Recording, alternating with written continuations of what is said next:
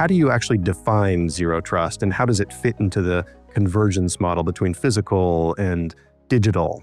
Zero trust for me is almost as it states. You need to prove who you are at every stage of the process of authentication.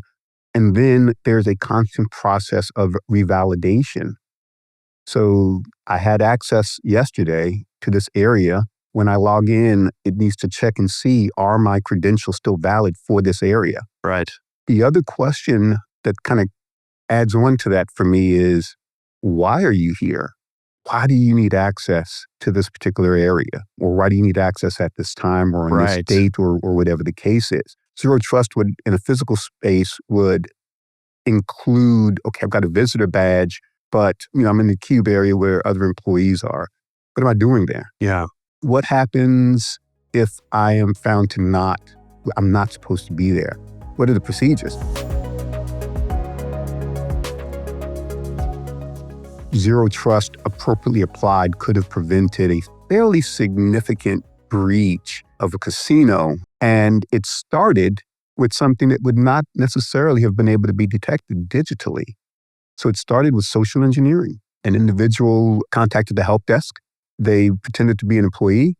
They had just enough information that they had gained through intelligence. And they were able to kind of basically manipulate the individual into believing they were, in fact, this employee, that they needed their password reset. Password was reset. And now they were fully into this person's account. And it was a high-level person.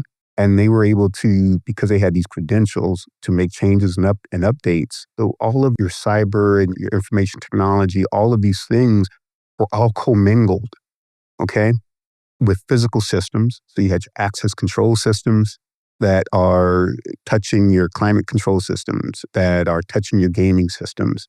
Once they got in, they were able to impact all of that.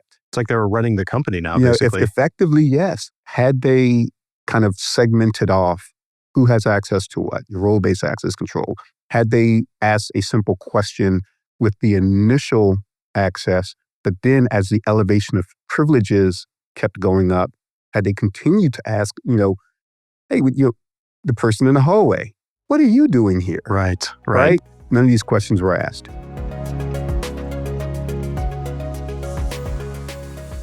Well, looking ahead, how can organizations continue advancing convergence, innovation, and measurable results in their security programs?